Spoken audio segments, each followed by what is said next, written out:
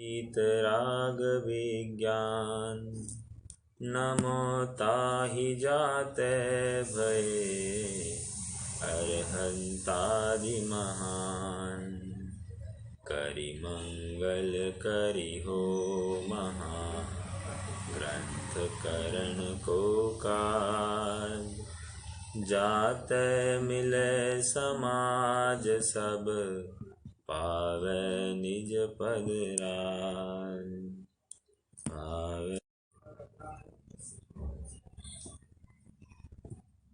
मोक्षमार्ग प्रकाशक का एक रोचक प्रकरण चल रहा है।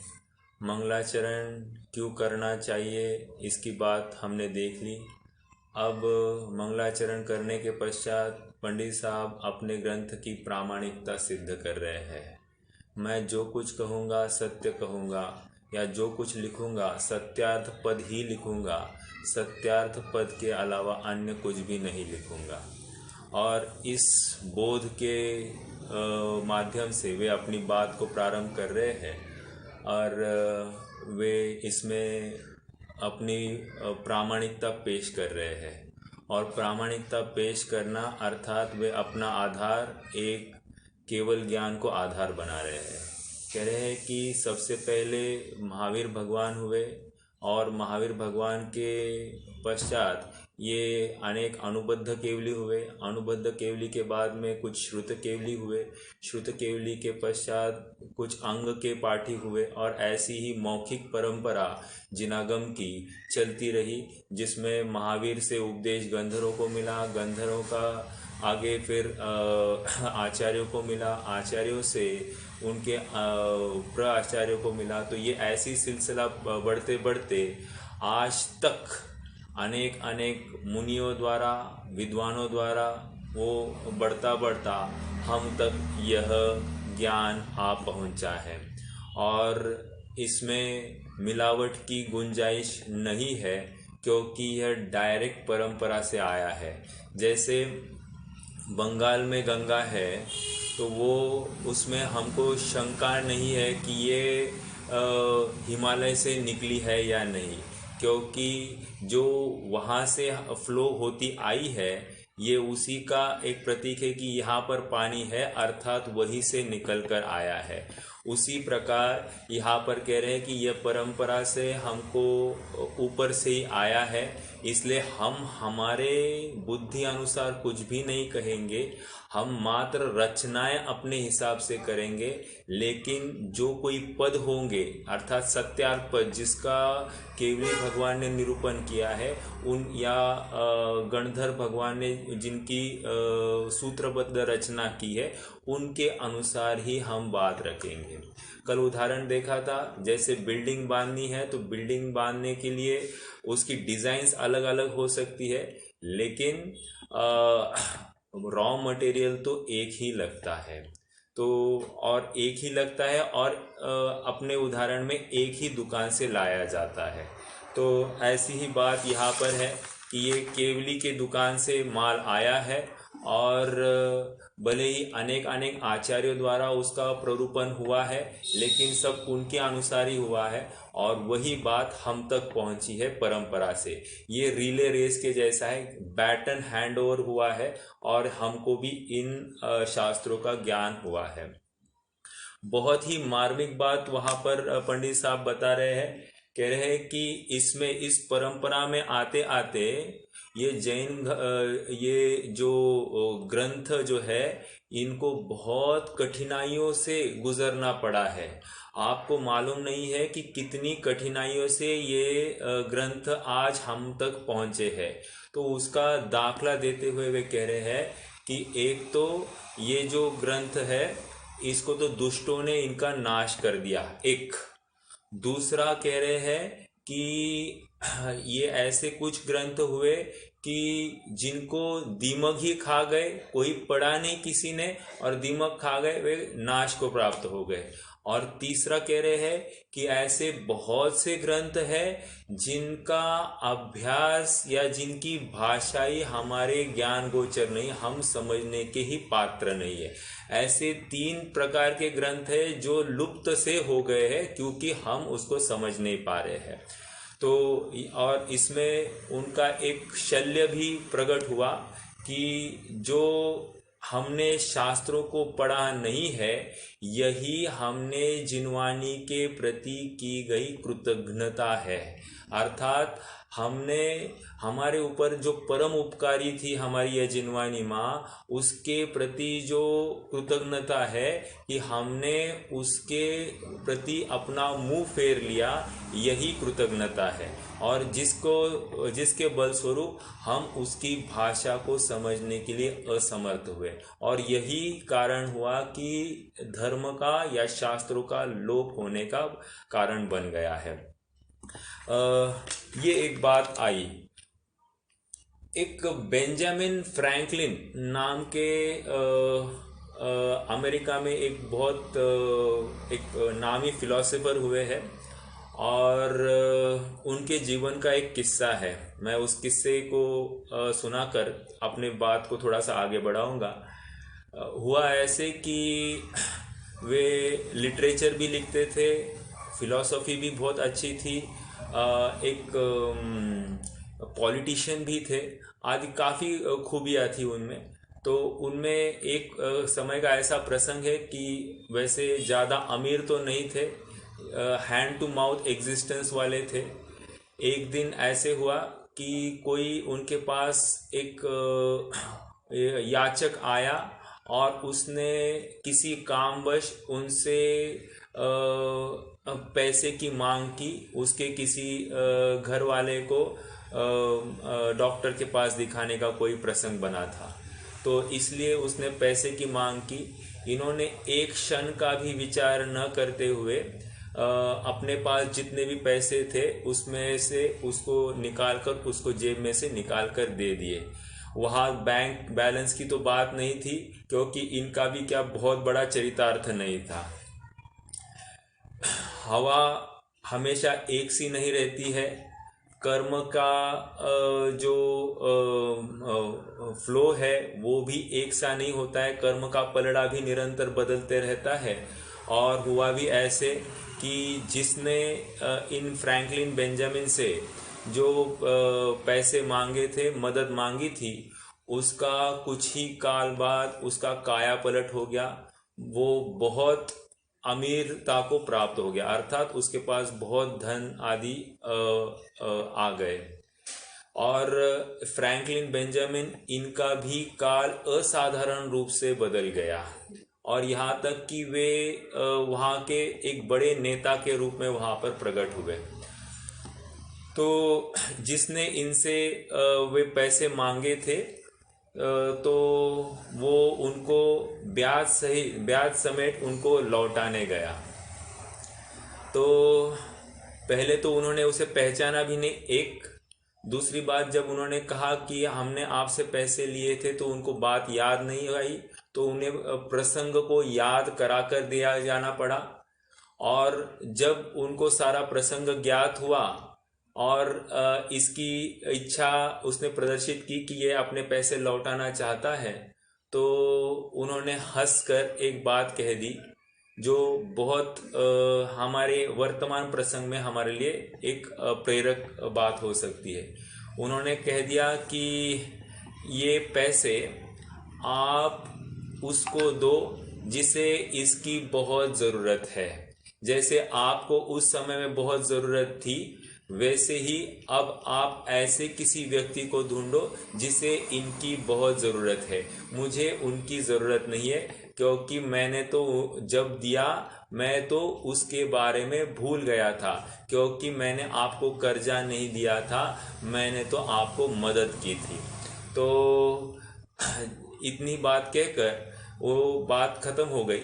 तो उस व्यक्ति ने आगे बढ़कर एक चैरिटी खोल दी, और ऐसा सुनते हैं कि आज 3 शती के बाद 300 years after more than 300 years अभी भी उसका चैरिटी चलता है, और वो अब एक वट वृक्ष का रूप धारण कर गया है।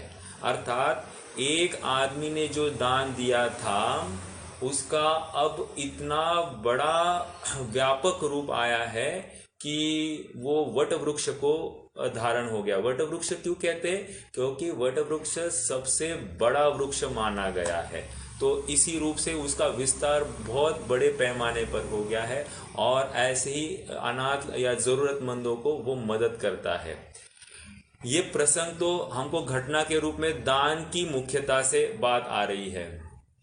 यहाँ पर ऐसी ही बात है कि जो जिनवानी है, एक जिन वचन हमने किसी को सुनाया, उस जिन वचन के बल पर किसी दूसरे का उद्धार हो जाए और उसके बल स्वरूप यदि वो उसका विस्तार आगे करे तो ये भी वट वृक्ष को धारण करेगा और इसी माध्यम से जिनवानी का लोप नहीं होगा।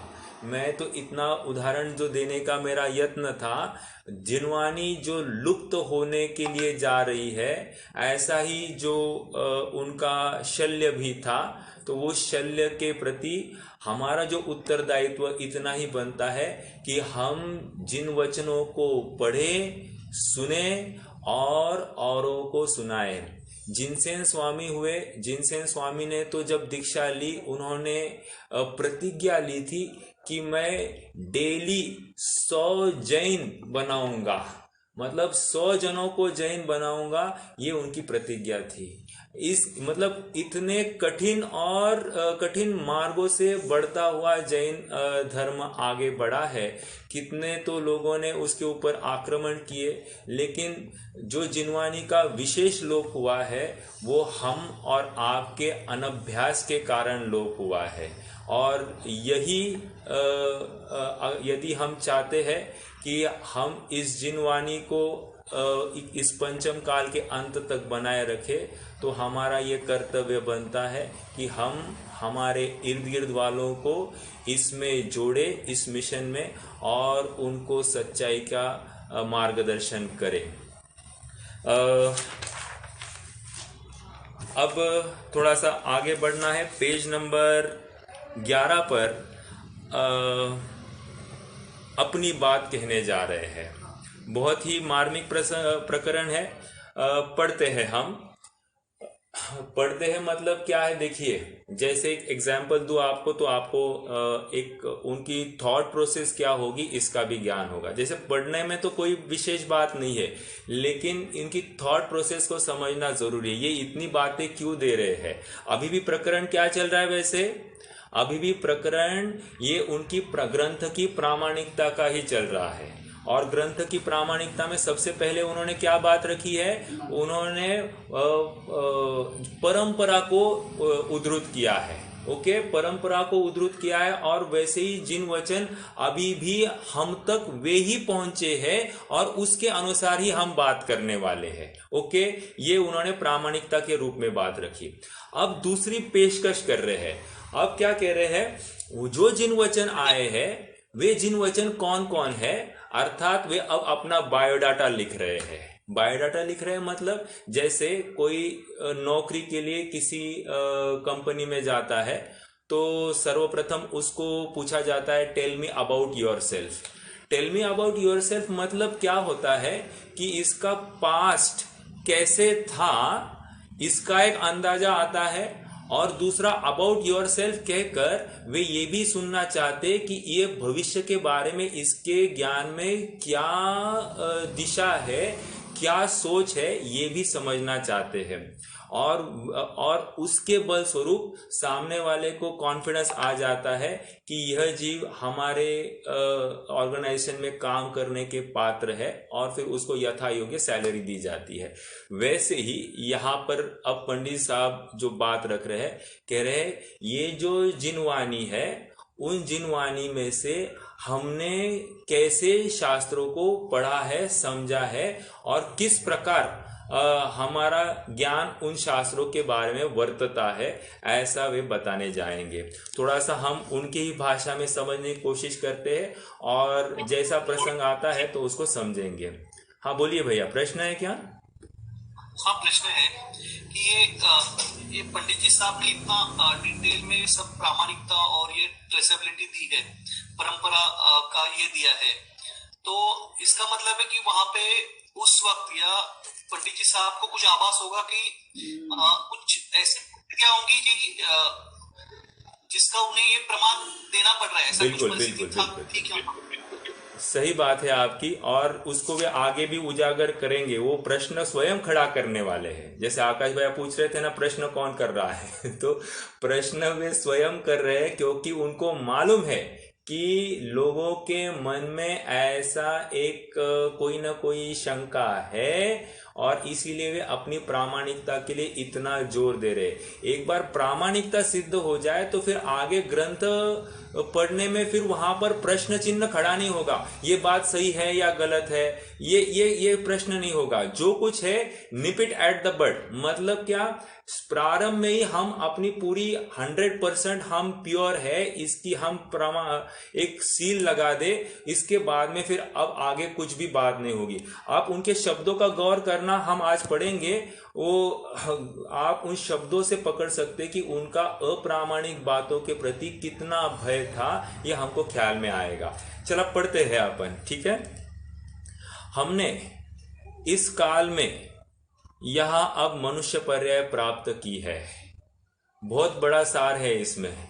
ये अब क्या कह रहे हैं, आप थोड़ा सा पकड़ना इस बात को। हमने अब इस काल में यहां अब मनुष्य पर्याय धारण किए, मतलब ये कह रहे हैं कि अनंत काल भटकते भटकते अब हम किसी किनारे पर आए हैं जहां पर मनुष्य अवस्था, एक उत्कृष्ट मनुष्य अवस्था हमको मिली है।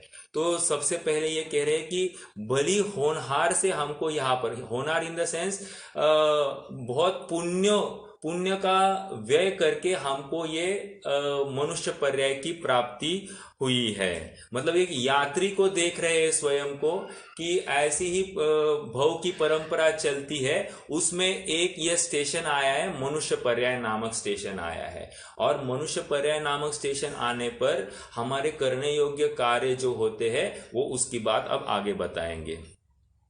इसमें अब इस मनुष्य पर्याय में हमारे पूर्व संस्कार से 1 व भले होनहार से 2 जैन शास्त्रों का अभ्यास करने का उद्यम हुआ है 3।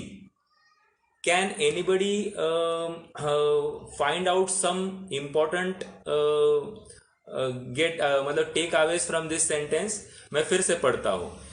इसमें हमारे पूर्व संस्कार से 1 भले होनहार से 2 जैन शास्त्रों के अभ्यास करने का उद्यम होता है।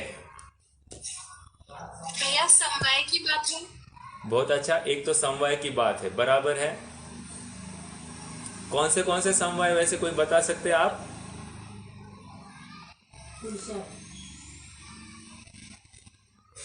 एक तो होनहार है, उपादान होनहार, और पूर्ववर्ती नहीं, सभी समवाय नहीं बताने, यहाँ तो 3 ही बताए हैं तो आप 3 बताना। पूर्व संस्कार निमित्त कह रहे हैं आप, निमित्त पूर्व संस्कार को लेंगे 1। दूसरा होनहार, ये तो अपने आप में एक समवाय है 2। और उद्यम, व्हाट इज उद्यम? ना, पुरुषार्थ 3 बातें। तो 3 में 5 गर्भित है, उसमें विरोध नहीं, लेकिन यहां 3 इन्होंने उद्धृत किए हैं। ओके, देखिए अब मैं और एक रूप से इसको आपको प्रेजेंट, और किसी को कुछ कहना है इसके बारे में, और कुछ मिल रहा है?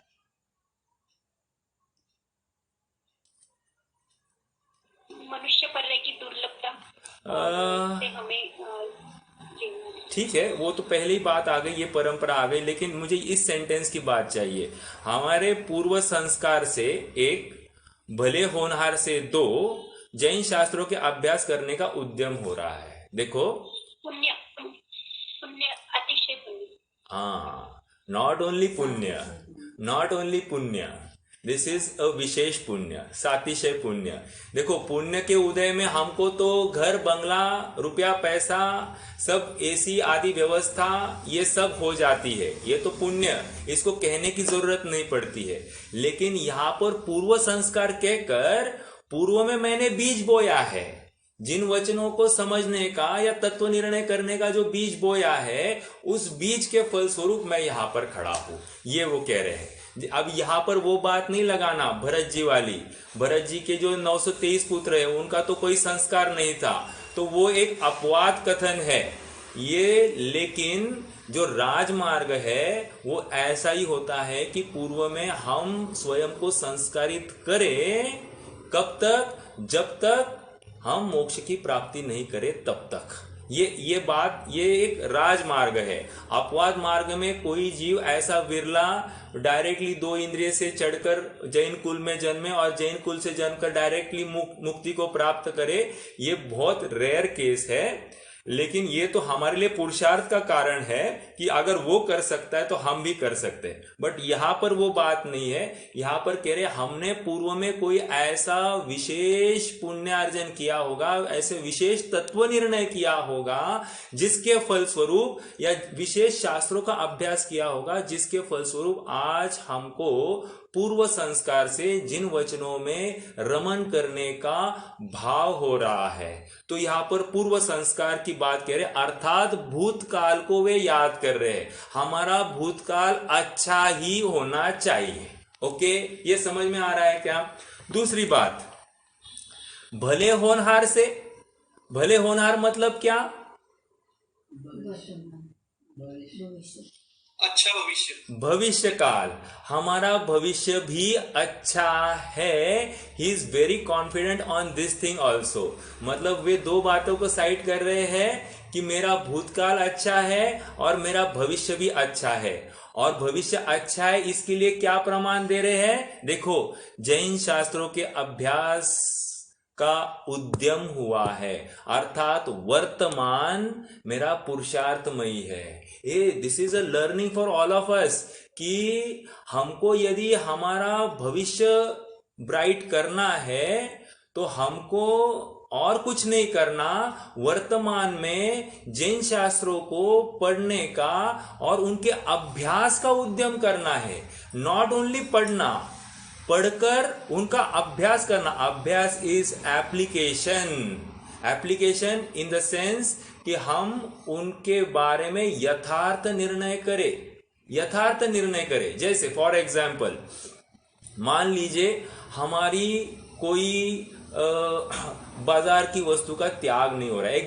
एग्जाम्पल, हालांकि जैनी को तो ये बात होती ही नहीं है, फिर भी एक उदाहरण के स्तर पर अपन लेते हैं कि हमको किसी बाजार की वस्तु का त्याग नहीं हो रहा है, तो हम एटलीस्ट ये तो निर्णय करें कि ये बाजार की वस्तु लेना योग्य नहीं है, ये मेरी पुरुषार्थहीनता है, मैं अजैनत्व को अंगीकार कर रहा हूं, ये मुझे जल्द से जल्द त्याग देना चाहिए, ये जैनत्व की गरिमा नहीं है। ऐसा तो विचार करता हुआ अत्यंत खेद पूर्वक उस वस्तु को ग्रहण करे तो इसने क्या किया है? निर्णय किया है। तो हर गलत कार्य में ये निर्णय करता हुआ आगे बढ़े तो भी एक्सेप्टेड है। परंतु यहां पर कह रहे हैं कि जैन शास्त्रों के अभ्यास, अर्थात जैन शास्त्रों का जो मर्म है, उस मर्म को मैंने पी लिया और पीकर उसके अनुसार ही मेरा जीवन अब वर्त रहा है, ये वे कहना चाहते हैं। समझ में आई? ये बहुत ही इसमें से डिराइव करने वाली ये बात है। मतलब उनकी सोच जो है, अपन उनके अंतस को छूने की कोशिश कर रहे हैं। आगे अब यहां तक बात हो गई।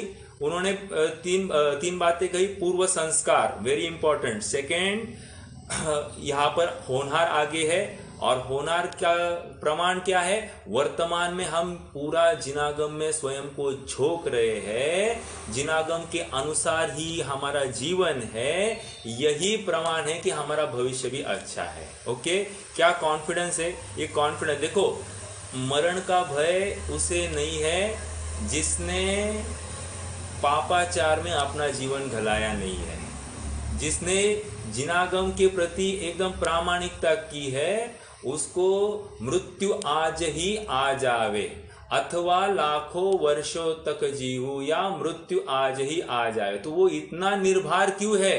क्योंकि उसका मालूम है मेरा जीवन एकदम जिनागम अनुसारी है, अर्थात जिनागम का अभ्यास, जिनागम को मैंने पी लिया है। ओके, तो ये बात हो गई। अब वे ग्रंथों की बात कर रहे हैं कि कौन से ग्रंथों का और किस किस प्रकार से उन्होंने अपना अभ्यास किया है, तब जाकर ये शास्त्र की रचना करने का उन्होंने उद्यम किया। आइए पढ़ते हैं।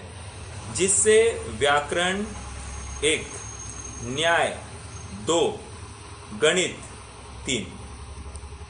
क्या क्या है? व्याकरण, न्याय, गणित। गणित को देखना है तो पंडित साहब ने जो गोमटसार की टीकाएं करी है, गोमटसार, कर्मकांड, जीवकांड, लब्धिसार, क्षपणासार और लब्धिसार, क्षपणासार और त्रिलोकसार, ये इनकी जो उन्होंने जो टीकाएं की है सम्यक ज्ञान चंद्रिका के रूप में, ये सब गणित का तो कमाल है।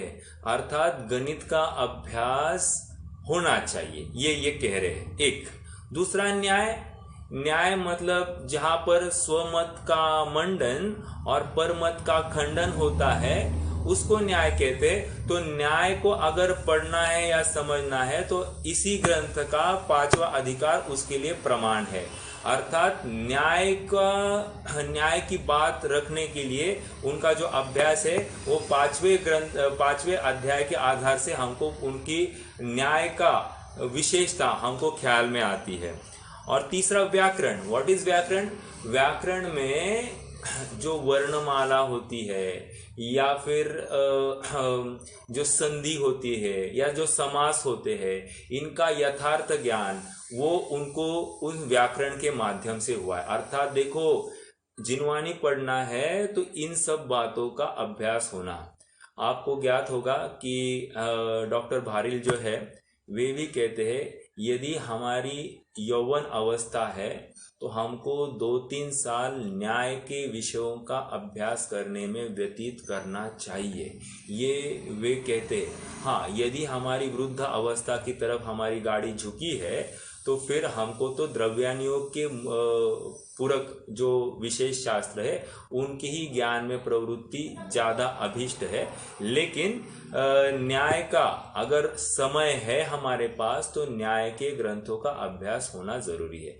तो ये 3 बातें करें, व्याकरण, न्याय, गणित। ओके, आदि उपयोगी ग्रंथों को देखो, क्या कह रहे? उपयोगी ग्रंथ है, they are just helpful for what? हमको जिनागम की भाषा को समझने के लिए उपयोगी ग्रंथों का किंचित अभ्यास। सी, ही इज अगेन स्ट्रेसिंग, आप उसी में अटक मत जाना, आप इतना ही समय देना जितना आपको कार्यकारी हो। एक उदाहरण दूंगा, हमने पहले प्रस्तावना में पढ़ा था, पंडित जयचंद जी छाबड़ा को एक चिट्ठी लिखी थी। उस चिट्ठी में उनका कवि का नाम मैं भूल रहा हूँ, है इसमें। उन्होंने चिट्ठी में लिखा था कि आप एक तो पहले मोक्ष मार्ग प्रकाशक लिखिए, कंप्लीट कीजिए। एक दूसरी बात उन्होंने कही थी कि आप हमको न्याय पढ़ना है तो आप हमको न्याय पढ़ाइए। और तीसरा उन्होंने पूछा था कि आपके यहाँ देव पूजा कैसे की जाती है, पूजन आदि कैसे होती है, इसकी जानकारी पूछी थी। तो पूजन का जैसे इनके यहाँ पर होता है शुद्ध आमना के अनुसार, वैसे उन्होंने लिख भेजा। दूसरा उन्होंने कहा न्याय के ग्रंथ अगर आपको न्याय समझना है तो आप जयपुर आने का कष्ट ना करें। आप वाराणसी में रहते हैं, वहां पर बहुत सारे विद्वान न्याय को पढ़ते हैं, पढ़ाते हैं, आप वहीं पर जाकर पढ़िए। क्यों कहा ऐसे? क्योंकि जयचंद छाबड़ा की उम्र थी लगभग 65+ और वो उनका वृद्ध काल था, और वृद्ध काल में न्याय के ऊपर समय नहीं दिया जाता है, अध्यात्म के ऊपर विशेष फोकस होता है। तो ये मैं क्यों स्ट्रेस कर रहा हूं? किंचित अभ्यास, जितना जरूरी है उतना ही अभ्यास। और तीसरी बात जो मोक्ष मार्ग प्रकाशक की है, आपको ज्ञात है कि मोक्ष मार्ग प्रकाशक उन्होंने कह दिया कि हमारी इतनी बुद्धि नहीं, उनके जैसी बुद्धि नहीं, हम तो शास्त्र या टीका का अनुवाद कर सकते हैं, लेकिन हम ये कुछ नहीं कर सकते। जबकि जयचंद जी छाबड़ा स्वयं में न्याय के दिग्गज विद्वान थे। इतना ही नहीं, उनके पुत्र भी न्याय के बहुत बड़े विद्वान थे। और यहाँ तक आता है कि उनके पुत्र को राजसभा में ले गए, राजसभा में किसी विद्वान के साथ उन्होंने वाद विवाद प्रतियोगिता की और उस विद्वान को उन्होंने वाद विवाद में परास्त किया था। तो उनके पुत्र इतने स्ट्रांग न्याय के विशेषज्ञ थे। तो जयचंद छाबड़ा तो थे ही, इसमें कोई दो मत नहीं। बट एनीवे, मुझे तो ये कहना है कि न्याय का किंचित अभ्यास होना चाहिए, इसकी बात आपको बताई। यदि आदि उपयोगी ग्रंथों का किंचित अभ्यास करके, सेकेंड नाउ टीका सहित, अंडरलाइन द वर्ड टीका सहित। ये टीका सहित क्यों कह रहा हूं, आप समझ ही जाएंगे। जैसे मान लीजिए एग्जाम्पल, हमने समयसार पढ़ा। हम समयसार पढ़ते तो हम क्या करते हैं, हम मात्र उसके भावार्थ को पढ़ते हैं, या तो वो जो गाथा है गाथा को पढ़ेंगे ही नहीं। तो उन्होंने गाथा को पढ़ा, गाथा के बाद में उसके भावार्थ को मतलब उसके भाव को समझा। उसके भाव को समझने के बाद में उसकी संस्कृत टीका, जो आत्मख्याति टीका है या तात्पर्य वृत्ति की टीका है जयसेन स्वामी की, इन दोनों को पढ़ा। तो टीका सहित अभ्यास है, नॉट ओनली समयसार की टीका सहित। तो जब टीका सहित है समयसार की आत्मख्याति टीका, तो अपने आप में उसके कलश भी उनको ज्ञान में होंगे। तो इसलिए टीका सहित अभ्यास है, नॉट ओनली जस्ट ग्रंथ गाथाओं का अभ्यास। पढ़ते हैं फिर से, अभ्यास करके टीका सहित समयसार, पंचास्तिकाय, प्रवचन सार, नियम सार, कॉमा, स्टॉप, नेक्स्ट, गोमठ सार, लब्धि सार, त्रिलोक सार, तत्वार सूत्र इत्यादि शास्त्र, स्टॉप, नहीं, और शपनासार, यहां तक। फिर पुरुषार्थ सिद्धि उपाय, अष्टपाहुड़, आत्मानि शासन आदि शास्त्र, और श्रावक मुनि के आचार के प्ररूपक अनेक शास्त्र, और सुष्टु कथा सहित पुराणादि शास्त्र इत्यादि अनेक शास्त्र है। उनमें हमारी बुद्धि अनुसार अभ्यास वर्तता है, उससे हमें भी किंचित सत्यार्थ पदों का ज्ञान हुआ है। इन्होंने यहाँ पर हार्डली 10-15 गिनाए हैं, लेकिन आप थोड़ा सा आगे बढ़ेंगे, पूरे ग्रंथ में आप ढूंढेंगे लगभग अन्य मतों का और अपने मतों के, अन्य मतों के लगभग 101 ग्रंथ उन्होंने पढ़ लिए थे, और अपने 100-150 ग्रंथ उन्होंने पढ़ लिए थे।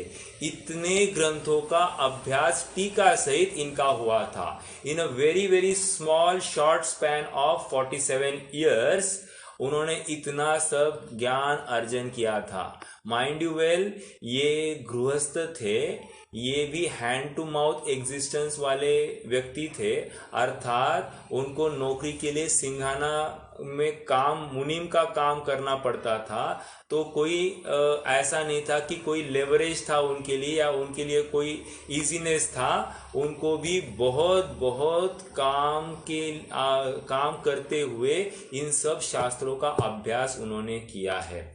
तो ये हमारे लिए एक प्रेरक घटना है कि जब एक कोई गृहस्थी संभालते हुए, नौकरी करते हुए ये सब शास्त्रों का अभ्यास कर सकता है, तो हम भी कर सकते हैं, इसमें कोई दुमत नहीं है। अगर हम उस पहली लाइन, सेकंड लाइन का अगर भाव समझे हो, हमारी भली होनहार अगर हम चाहते हैं, तो हमको भी जिन शास्त्रों का अभ्यास करना चाहिए। ओके, अब देखिए यहाँ पर सबसे पहले समयसार, टीका सहित समयसार। देखो, जैसे हम किसी को मिलते, कोई विद्वान आपस में मिलते हैं तो पूछते क्यों भाई जी, आपका कौन से शास्त्रों का अभ्यास हुआ है? तो वो कहते कि हमारा इस शास्त्र का अभ्यास हुआ, इस शास्त्र का अभ्यास हुआ है, इस शास्त्र का अभ्यास। तो शास्त्र का अभ्यास मतलब टीका सहित अभ्यास। इट्स नॉट ओनली जस्ट गाथा और उसका थोड़ा सा अपन ने ऊपरी ऊपरी समझ लिया, उसको अभ्यास नहीं कहते। टीका का शब्द और शब्द पढ़ के उसका भाव भाषण करके उसका सार निकालकर अपने उसको हृदयंगम करना, उसको वे अभ्यास कहते हैं। या जैसे तत्व की फॉर एग्जाम्पल द्रव्य संग्रह की बात आती है, तो द्रव्य संग्रह में 6 द्रव्य और 7 तत्वों की जो चर्चा आई और उसके बाद में फिर उन्होंने जो अध्यात्म के बातें लिखी है, तो उसके अनुसार हमने अपने जीवन में उसे अप्लाई किया कि नहीं किया। जैसे 6 द्रव्य कहे तो 6 द्रव्य के अनुसार हमने जीव द्रव्य और अजीव द्रव्य देखना चालू किया कि नहीं किया। जब 7 तत्व कहे तो जीव तत्व और अजीव तत्व इनको देखना, या आश्रव, बंध, संवर, निर्जरा, मोक्ष, इन तत्वों को आइडेंटिफाई करने की कोशिश की या नहीं की हमारे डेली लाइफ एक्टिविटीज में। यदि नहीं किया तो अभ्यास नहीं हो रहा है। समझ में आ रहा है? ये एप्लीकेशन जहां पर हो उसको अभ्यास की बात कर रहे हैं। तो टीका का अर्थ हमने देखा। फिर टीका के बाद में क्या कह रहे हैं? समयसार, पंचास्तिकाय, प्रवचनसार, नियमसार, 4 बातें हैं। ये क्या है? ये आध्यात्मिक ग्रंथ है। Okay, but one name is missing. कौन सा?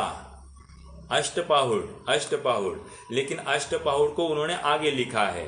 देखो फिर आगे गोमटसार, लब्धिसार, त्रिलोकसार, तत्वार सूत्र और क्षपनासार। ये क्या है? ये कर्णानियोग के ग्रंथ है। ओके, आगे पुरुषार्थ सिद्धि उपाय, अष्टपाहुड़, आत्मानुशासन आदि शास्त्र और श्रावक मुनि के आचार के प्ररूपक अनेक शास्त्र। He has not named the शास्त्र, लेकिन श्रावक मुनि के उसमें मूलाचार हो सकता है, भगवती आराधना हो सकती है, जो जो वो उस समय में उनके पास अवेलेबल होंगे उन सब की बात कह रहे। मुनि श्रावक मुनि आचार के प्ररूपक अनेक शास्त्र, मतलब ऐसा नहीं कि उन्होंने चरणानियोग पढ़ा नहीं था।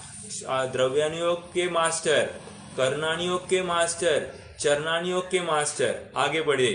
और सुष्टु कथा सहित पुराणादि शास्त्र। व्हाट इज सुष्टु कथा? सुष्टु कथा का एक अर्थ होता है मधुर कथा या मीठी कथा, या इसको सुष्टु कथा का अर्थ वैसे श्रेष्ठ पुरुषों की जो कथाएं होती है, पुराण पुरुषों की जो कथाएं होती है, उसको भी सुष्टु कथा कहते हैं। तो सुष्टु कथा सहित शास्त्र। अब देखो आप थोड़ा सा नोट करना, यहाँ पर जब सुष्टु कथा कह रहे हैं वहां पर किसी शास्त्र का नाम नहीं कहा है उन्होंने। मतलब जो प्रथमानुयोग के ग्रंथ है उन्होंने वहां पर कोई नाम नहीं लिया है। कोई कारण तो निश्चित रूप से होना चाहिए, और इसका कारण अगर हम गौर से विचार करें तो पद्म पुराण जो है ये श्वेतांबरियों ने लिखा हुआ ग्रंथ है, या फिर जो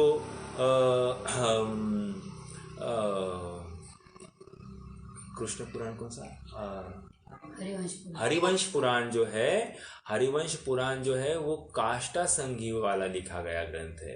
तो ये प्रामाणिक पूर्ण तरह से माने नहीं गए हैं, क्योंकि वहां पर कहीं ना कहीं प्रश्न है भैया। हाँ, ये आदि पुराण वगैरह भी आएगा ना? आदि पुराण आएगा, वो भी आएंगे, लेकिन उन्होंने कोई रेफरेंस नहीं दिया है। ये थोड़ा सा संविचारणीय बिंदु है कि क्या होगा, क्योंकि उसमें कहीं ना कहीं थोड़ी सी अलग जाति की गंध है, इसलिए उन्होंने उसके बारे में ज्यादा रेफरेंस नहीं दिया है। ओके, और आपकी जानकारी के लिए बताऊं, वैसे दिगंबरी शास्त्रों में प्रथमानुयोग के ग्रंथ अपने आचार्यों द्वारा लिखे गए अत्यल्प है, नहीं के बराबर है। ओके, तो इसलिए अब जो कोई विद्यमान है, भले ही हम पढ़ते हैं, लेकिन हम अपना उसमें से प्रयोजन साधे, अर्थात पुराण पुरुषों की कथा सुनकर हम स्वयं प्रेरित हुए, इतना ही वहाँ उन कथाओं के माध्यम से भाव समझना, उनके डेप्थ में नहीं जाना, उनकी हर क्रिया को नहीं परखना, वहाँ से इतना ही समझना कि उसकी अवस्था एकदम निचली थी और निचली अवस्था से विशेष पुरुषार्थ करके उस जीव ने मोक्ष की प्राप्ति की थी, इतना ही वहाँ से डिराइव करना है। और हम भी उसकी ऐसी निचली अवस्था के समान हमारी वर्तमान में अवस्था है, और यदि हम भी यथार्थ पुरुषार्थ करें तो हम भी यथार्थ रूप से मोक्ष मार्ग को प्राप्त होंगे। आइए तो हाँ बोलिए। तो ये पद्म पुराण जो हम पढ़ते हैं तो मूल ग्रंथ वो कौन सा है फिर? पद्म पुराण, हरिहर पुराण? तो वही तो कह रहे हैं, अपने पास जो कोई है अवेलेबल वो। लेकिन वो तो क्या है, ऐसा आचार्य मतलब दिगंबर आचार्य इनके रचित ऐसा कहा लिखा ऐसा है? नहीं लिखा है। नहीं, वो आचार्य वीर सेन या वारी क्या है वो? शैंस पद्म पुराण किसका है वो? रविसेन आचार्य द्वारा। तो Ravisen, for your kind information, he is not a Digambari acharya, he is a Shwetambari acharya. ठीक है। तो उसमें ऐसा आपने पढ़ा होगा तो ऐसा कुछ अलग है क्या, मतलब वितरागता है? मैंने मूल पद्म पुराण पढ़ा नहीं है, मैंने उसका जो कन्वर्टेड वर्जन है वो पढ़ा है, लेकिन उसमें पूजन आदि की जो बात है उसमें थोड़ी सी बात, देखो ज़्यादा कहीं फर्क नहीं आएगा, फर्क थोड़ा सा पूजन आदि की बात में या फिर मुनिचर्या के साथ में जो कोई डायलॉग्स हुए हैं या उनके साथ जो देवा लेवा हुआ होगा, वहाँ पर थोड़ी सी स्खलन की बातें होती है। मतलब मैंने पढ़ा नहीं है, पढ़ने के बाद मैं भी आपको बता सकता हूँ, लेकिन पढ़ा नहीं है मैंने। ठीक है। क्षत्र चूड़ामणि है ना दिगंबर? हाँ, क्षत्र चूड़ामणि वो तो वादीप सिंह सूरी है और उनके द्वारा लिखा गया है वो। ठीक है, चलो आगे बढ़ते हैं। फिर भी कोई भी ग्रंथ हो, हमारे पास एक गाइडलाइन देंगे पंडित साहब, और या फिर क्या हर जगह पर लिखा है, वीतरागता के पोषक ही जिनवानी कहलाती है। What is Jinvani? वीतरागता का पोषण होना चाहिए। जहां पर वीतरागता का पोषण नहीं हो रहा है तो कोई भी बिग पर्सनैलिटी क्यों ना हो, वो पर्सनैलिटी उसको कटघरे में खड़ा किया जाता है। आपको थोड़ी सी जानकारी देता हूँ। पुरुषार्थ सिद्धि उपाय की टीका किसने की है वैसे, कोई बता सकता है? सर कोणी केली आहे पुरुषार्थ सिद्धी उपायाची टीका? अमृतचंद्र आचार्य।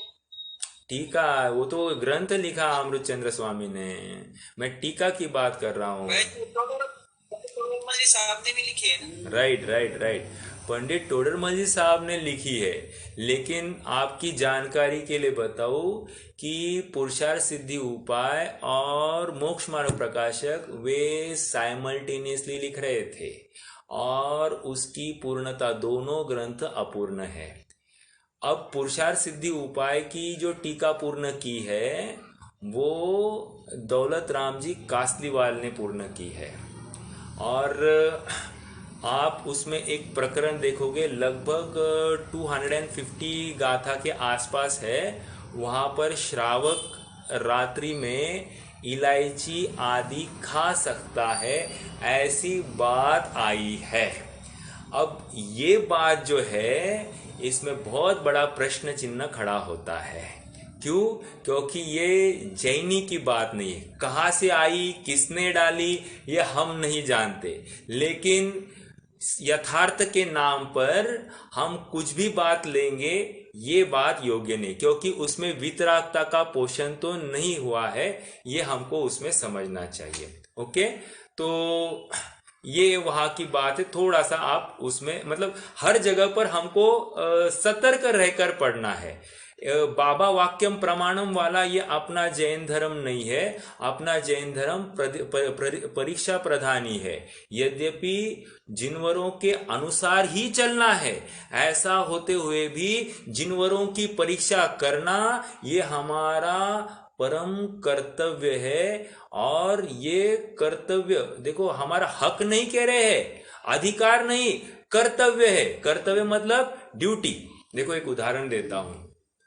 एक अमेरिका के प्रेसिडेंट हुए, और अभी ये घटना सच्ची है कैसी है मुझे मालूम नहीं, बट एक न्यूज़पेपर में आर्टिकल आया था, उसके ऊपर से मैं आपको सुना रहा हूँ। तो वे रास्ते से चल रहे थे और उन्होंने रास्ते में देखा कि एक लड़का रास्ते पर बहुत खराबी कर रहा है। तो उन्होंने अपना मतलब जो गाड़ियों का ये था ताफा, उसको रोक दिया और वे स्वयं उतरकर उस लड़के के पास गए। और लड़के के पास जाकर उन्होंने कहा, ए लड़के, ये करना नहीं, ये गलत कर रहे हो तुम। तो उस लड़के ने उनको पूछा, आप कौन है मुझे ये कहने वाले? तो उन्होंने कहा, मैं इस देश का राष्ट्रपति हूँ। और फिर उसने कहा, व्हाट इज द प्रूफ कि आप राष्ट्रपति हो, ये प्रूफ कहाँ, बताइए। तो उनको अपना आइडेंटिटी कार्ड दिखाना पड़ा। और अगले दिन जब वो असेंबली में गए तो असेंबली में जाकर उन्होंने सबके सामने ये घटना बखान की। और उन्होंने कहा, मुझे अब पूरी तसल्ली हो गई है कि मेरा अमेरिका किसी के अधीन नहीं होगा, क्योंकि जब तक अमेरिका में ऐसे बच्चे जन्मते रहेंगे तब तक अमेरिका ग्रेट ही रहेगा, किसी के अधीन नहीं होगा। क्यों? क्योंकि वो परीक्षा प्रधानी है और किसी भी बात पर डायरेक्टली विश्वास नहीं रखते हैं। तो ऐसी बात यहाँ पर है, अरहंतों की भी परीक्षा होती है, करनी चाहिए, ये हमारा कर्तव्य है। किसी ने कहा झुको, हम झुक गए, सो बात नहीं। झुकना है तो उसका कारण भी यथार्थ चाहिए कि हमको उनके जैसा बनना है। और वे कैसे है? वीतरागी है, सर्वज्ञ है, इसीलिए हम उनके सामने झुके हैं। ओके, तो ये परीक्षा प्रधानता का मार्ग है। ऐसा बाबा वाक्यम प्रमाणम की बात अपने यहाँ पर नहीं है। ठीक है, आइए थोड़ा सा आगे बढ़ते हैं।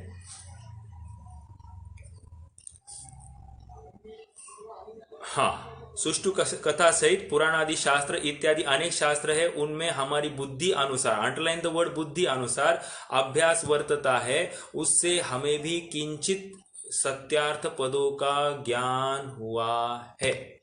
ओके, मतलब इतने 250 एक शास्त्र, 250-300 शास्त्र इस जीव ने पढ़े हैं और पूरा भाव वासन उसका अर्थ निचोड़ के पढ़े हैं। और इतना ही नहीं, वो तो जब चाहे वहां रेफरेंस लिखते हैं। तो इसका मतलब वो कितना अच्छे से ग्रहण किया। अभी मान लीजिए हमने कल पढ़ा, कोई प्रकरण पढ़ा, उस प्रकरण का एक पर्टिकुलर बिंदु हमको कितने देर याद रहता?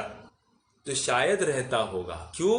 क्योंकि जैसे ही शास्त्र अभ्यास हुआ, हम फिर से उसके पास पलट कर नहीं देखते हैं, हमारा उपयोग अन्य अन्य विषयों में जाता है।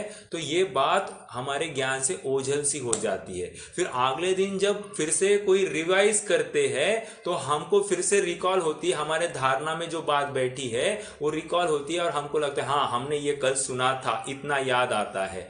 लेकिन इनका तो जब शास्त्र लिखते थे तो वहां अनेक अनेक ग्रंथों के आधार और सूत्रों का वे उद्धरण वहां पर लिख देते थे। तो किस डेप्थ में उन्होंने उसका अभ्यास किया होगा, ये अपन समझ सकते हैं। और उसको ये क्या कह रहे हैं? हमारे बुद्धि अनुसार अभ्यास वर्तता है, उससे हमें भी किंचित अंडरलाइन द वर्ड किंचित किंचित सत्यार्थ पदों का ज्ञान हुआ है।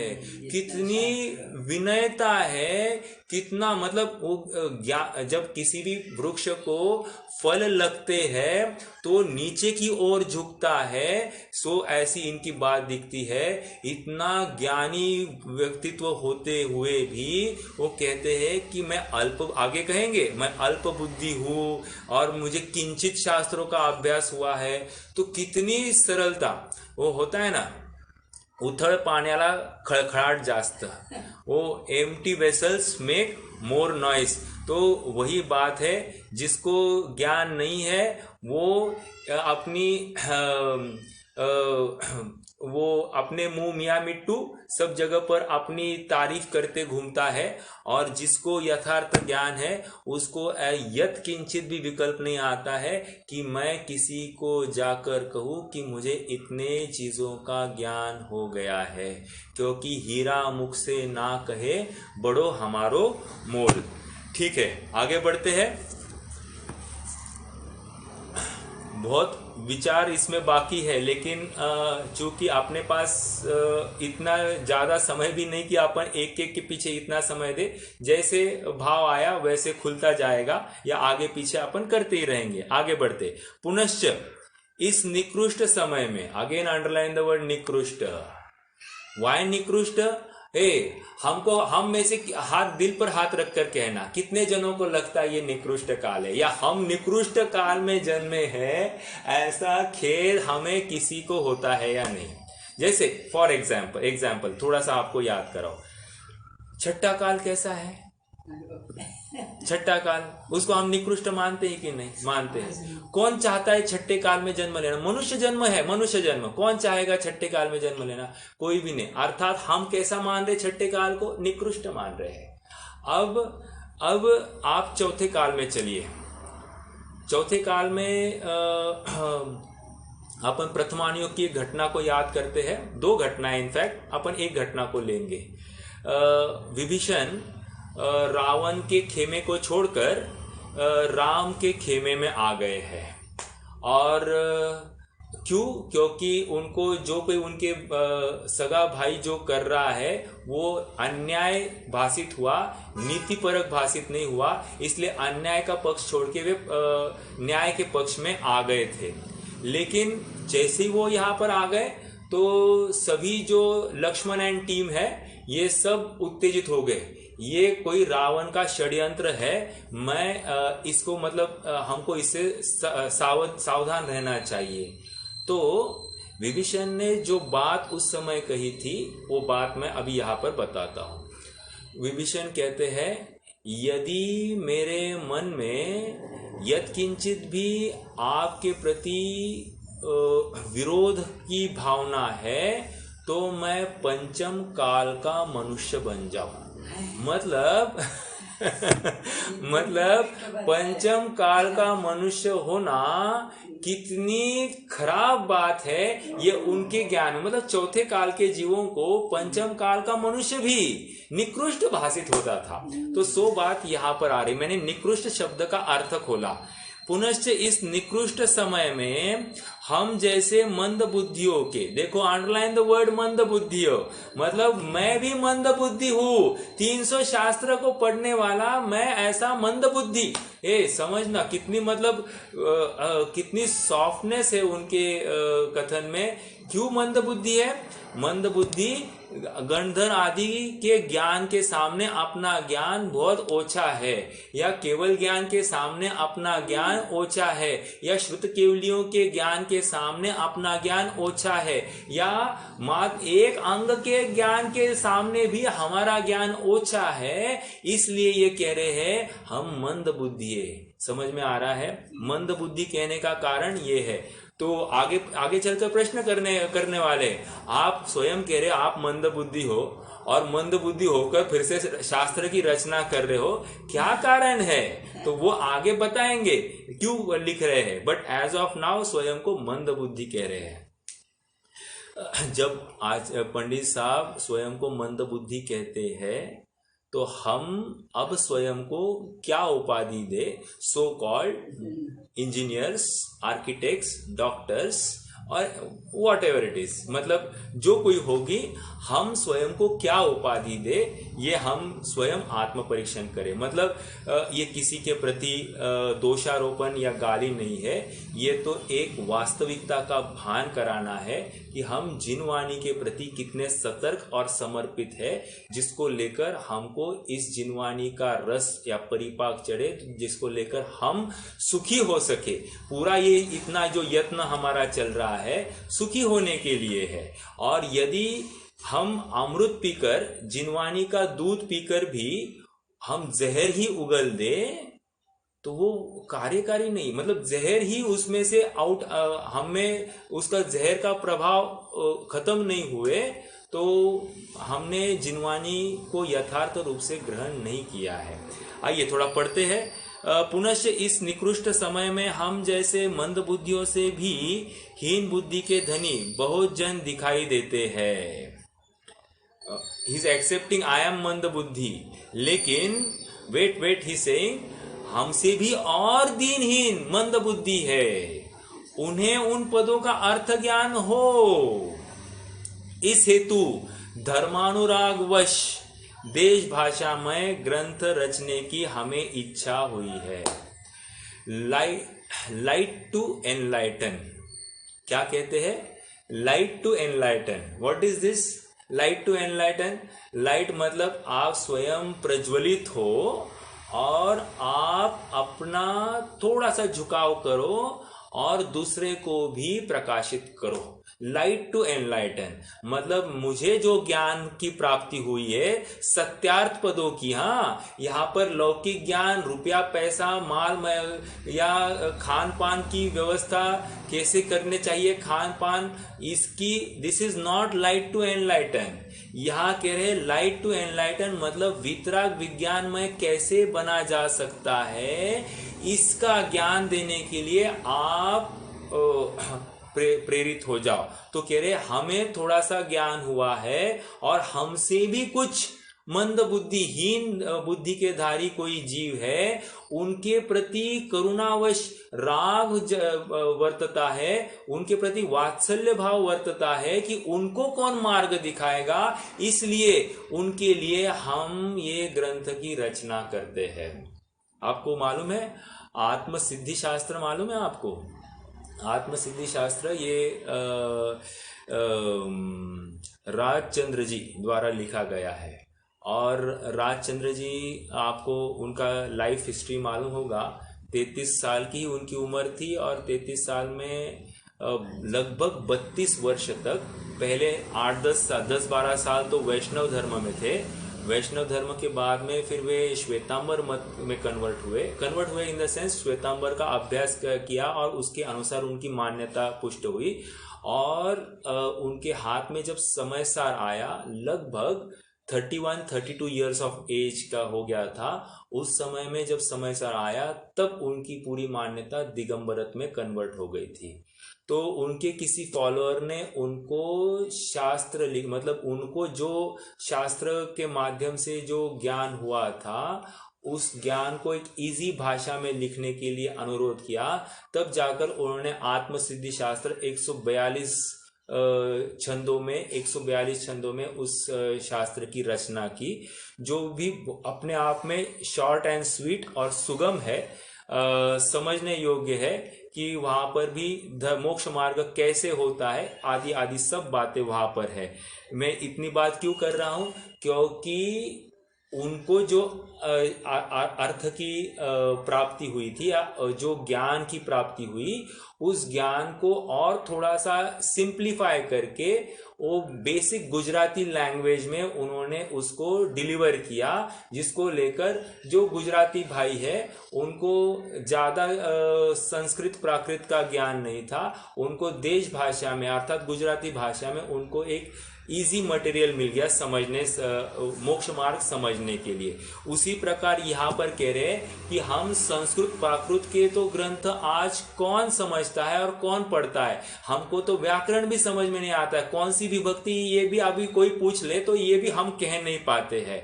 तो हमारे ऊपर ये कितना बड़ा उपकार हो गया कि हमारे सामने हिंदी भाषा में ये सब ग्रंथ आ गए। एंड गोइंग अहेड, यहाँ पर अब हिंदी भी नहीं चलेगी, क्योंकि अब हिंदी भी लुप्त होती जा रही है, अब एकमात्र अंग्रेजी चल रही है। तो आगे अब एकमात्र अंग्रेजी में ही ग्रंथ या अंग्रेजी में ही कम्युनिकेशन चलेगा, तब जाकर ये जैन धर्म या शास्त्र सुरक्षित रह सकते हैं, ऐसा हमको लग रहा है। क्यों? क्योंकि आज के बच्चे 10th के बच्चे भी अगर आप देखोगे तो ठीक से वो उकार मात्रा कौन सी लगानी, क्या लगानी, ये भी ज्ञान नहीं है। संधि कैसे होती है ये भी ज्ञान नहीं है। तो कितना वीक है यहाँ आज ग्रामर, हमको समझ में आ रहा है। तो वेरी नेचुरल कि ये कैसे शास्त्रों का अर्थ कर पाएंगे। तो अगर कर पाए तो ये अंग्रेजी ही थोड़ी बहुत समझ पाएंगे। ठीक है, आ जाइए, हम तो यहाँ पर पढ़ रहे थे। इस हेतु धर्मानुरागवश देश भाषामय के ऊपर हमने इतनी चर्चा की। देश भाषामय ग्रंथ रचने की हमें इच्छा हुई है। देखो, इच्छा कहकर ये राग भाव है हमारा, ये स्वीकार कर रहे हैं, और राग भाव ये दुख का कारण है, ये भी स्वीकार कर रहे हैं। लेकिन क्या करें, हमारे भाई बंधु, हम लड्डू पेड़ा खाए और हमारे भाई ये अंधेरे में बैठे भूखे रहे, ये कौन से साधर्मी को सहा जाएगा या देखा जाएगा। इसलिए सबके प्रति समान भाव, या वे भी इस भोग का पान करे, या जितना संभव है उतना वे ग्रहण करे। इसके हेतु उनके लिए करुणावश होकर वो ये ग्रंथ लिख रहे हैं। इसलिए हम भी यह ग्रंथ बना रहे हैं। इसमें भी अर्थ सहित उन्हीं पदों का प्रकाशन होता है। Again come back to the point, starting क्या था कि आपके ग्रंथ की प्रामाणिकता क्या है। तो वे ये पूरा प्रकरण जो चल रहा है प्रामाणिकता, तो क्या कह रहे, हम भी उन्हीं पदों का प्रकाशन करेंगे। ओके, इतना तो विशेष है कि जिस प्रकार प्राकृत संस्कृत शास्त्रों में प्राकृत संस्कृत पद लिखे जाते हैं, उसी प्रकार यहाँ अपभ्रंश सहित, अपभ्रंश मतलब नॉट प्योर हिंदी, थोड़ी सी यूं कहिए कि थोड़ी सी उसमें भ्रंश मतलब मिक्स वाली हिंदी है। मिक्स वाली हिंदी जैसे मैं आपको बताऊं, ये टाइम क्या हुआ है, अभी मैं हिंदी बात कर रहा हूं और टाइम पूछ रहा हूं। So this is English mix, Hinglish हो गई, हिंग्लिश। ओके, या हम कहते हैं ना कि ये सब लाइटें बंद कर दो। अभी लाइटें कहकर, लाइट तो ये इंग्लिश शब्द, और लाइटें वो टे तो हिंदी मात्रा लगा दी है, मतलब हिंदी की मात्रा के साथ इंग्लिश शब्द जोड़ दिया। तो इस प्रकार आज क्या बात चल रही है, ये मिक्स वाली भाषा, और इसी को ये अपभ्रंश कहते। हर 10 वर्ष के बाद, 10 या 12 वर्ष के बाद और 12 किलोमीटर पर वाणी बदलती है, ये उसी की बात है। मतलब 10 वर्षों में वाणी बदलती है, तो हमारी भी वाणी बदलती है। इसलिए आपकी जानकारी के लिए बताऊं, ये डिक्शनरीज भी निरंतर वे अपग्रेड होते हैं, उसमें नवीन शब्द आते रहते हैं। क्यों? क्योंकि ये ऐसे नवीन शब्द यूज में आते हैं। जैसे what is RIP, rest in peace. अभी सच कहूं, मैंने पहली बार पढ़ा तो मैं समझ नहीं पाया, तो फिर मैंने नेट पर ढूंढा क्या भाई ये RIP क्या है, तो समझ में आया ये है। तो दीज आर न्यू थिंग्स, तो हमको मालूम नहीं है। अब एवरी मतलब एक शॉर्ट फॉर्म्स रहेंगे, अभी ये डिक्शनरी में आ जाएगी ये बातें। सो ये इस प्रकार की जो चेंजेस है, you should get accustom to. तो इसी को कह रहे अपभ्रंश। ओके, उसी प्रकार यहाँ अपभ्रंश सहित अथवा यथार्थता सहित देश भाषामय पद लिखते हैं, परंतु अर्थ में व्यभिचार नहीं है। इज गिविंग गारंटी, मैं जो कुछ कहूंगा यथार्थ। व्यभिचार मतलब मिलावट नहीं है, कोई कुछ दूसरा माल यहाँ मैं डालूंगा ऐसी बात नहीं है, ये खरी बात है। ओके, इस प्रकार इस ग्रंथ पर्यंत उन सत्यार्थ पदों की परंपरा प्रवर्तती है, अर्थात जो महावीर की बात है वही बात आपको इसमें मिलेगी। इसमें और कोई बात नहीं मिलेगी, आपको महावीर की ही बात मिलेगी। ये अपनी तरफ से वे गारंटी दे रहे, कॉन्फिडेंस हमको दे रहे हैं कि ये ऐसा ही है। अभी भी शिष्य को पूरी बात पल्ले नहीं पड़ी है, वो और क्लैरिफिकेशन चाहता है, वो अगले इसमें आके कहेगा। अभी आज तो नहीं लेंगे, जस्ट आपको थीम बता दूं। अब अगले पैराग्राफ में वो कहेगा कि मान लिया कि आपने परंपरा बताई, लेकिन परंपरा से ये तो निश्चित नहीं होता कि परंपरा में कहीं मिलावट नहीं हुई हो। ओके, तो कह रहे जैसे आज जो कोई हरे लेबल के नाम पर बिकता है, इट इज नॉट दैट कि वो हरे लेबल पर बिका गया है, अर्थात ये नॉनवेज नहीं है। आपकी जानकारी के लिए बताऊं क्यों? क्योंकि गवर्नमेंट ने हड्डी की पाउडर को नॉनवेज नहीं माना है, और फिर कोई हड्डी की पाउडर डालता है वो हरा लेबल लगा सकता है। इन बातों की तो हमको खबर नहीं थी, हमने ये जानकारी ली नहीं, इसलिए असत्यार्थ माल घुस गया है और हम सत्यार्थ समझकर उसको ग्रहण करें तो नुकसान तो हमारा ही होगा। तो प्रश्नकर्ता यहाँ पर प्रश्न करने वाला है, क्या प्रमाणता है कि आपको जो माल मिला है उसमें कोई मिलावट नहीं हुई होगी, और इसीलिए आप हमको प्राचीनता की बात मत करो, आप तो आज वर्तमान की बात करो। सत्यार्थता क्या है, प्रमाण क्या है, आज ये आप हमको बताओ। ये प्रश्न प्रश्नकर्ता के मुख में पंडित जी साहब ने डाला है। कल उसका समाधान देखते हैं और प्रकरण को आगे बढ़ाएंगे। आज के लिए रुकते हैं। ओम नमः। निज निधि निज में बताई, यह अनंत उपकार है। इसके लिए जिन वाणी माँ को वंदना शत बार है। इसके लिए जिन वाणी माँ को वंदना शत बार है।